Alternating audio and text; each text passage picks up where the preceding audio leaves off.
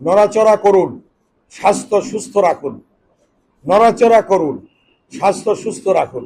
নড়াচড়া করলে আমরা যারা একটু মোটা আছি চিকন হয়ে যাব, একটু হাঁটতে হবে।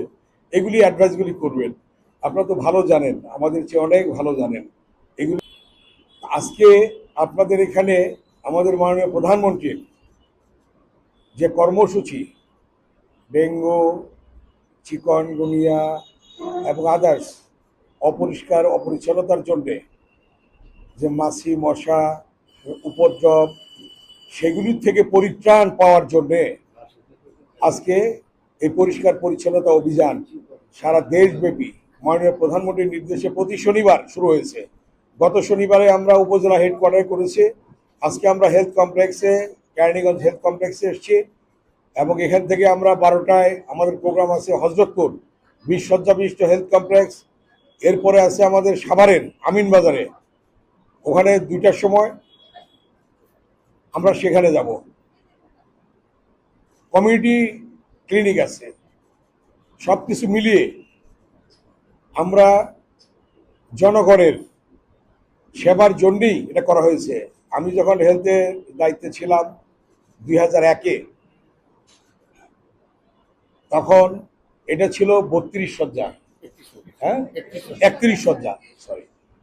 এবং এটাকে উন্নীত করে আমরা 50 শয্যা বিশিষ্ট হসপিটাল করেছি। কিন্তু জনবল বোধহয় এখনো 50 শয্যার নিয়োগ হয়নি এই 17 বছরে।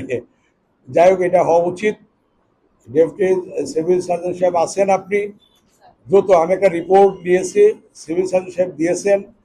আমি স্বাস্থ্যমন্ত্রী মহোদয়ের সাথে কথা বলেছি, উনি বলেছেন যে কি কি নাই এগুলি সহ একটা ওনাকে ব্রিফ করার জন্যে, সেটা আমি ওনাকে দিয়ে দেব। আমি পেয়েছি কি কি নাই জনবল এখানে হজরতপুরে এবং আমিনবাজারে। তো সেগুলির ব্যাপারে আমরা পদক্ষেপ নেব ইনশাল্লাহ আস্তে আস্তে।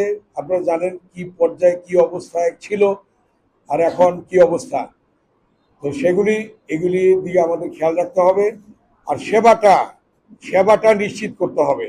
যার যখন ডিউটি, রোস্টামে যার যখন ডিউটি থাকে, যেমন আমি যখন ছিলাম হেলথের স্টেট মিনিস্টার হিসেবে, আমি বাংলাদেশের বিভিন্ন হসপিটালে গিয়েছি, দেখেছি সেই আগের অবস্থা। এই 17 বছর কি হয়েছে জানি না। এখন আমার অনুরোধ থাকবে, বিনীত অনুরোধ আপনাদের কাছে, সেটা হলো সবাই যেন যার যার দায়িত্বটা আমরা পালন করি। সেই পালন করার মধ্য দিয়ে রুগীদের সেবাটা দিতে পারি, এলাকার জনগণের সেবা দিতে পারি। এদিকে দয়া করে আপনারা খেয়াল রাখবেন। আর এখানে আমরা সবাই এক পরিবার, এই পরিবারভুক্ত হয়ে আমরা জনগণের সেবা দেব।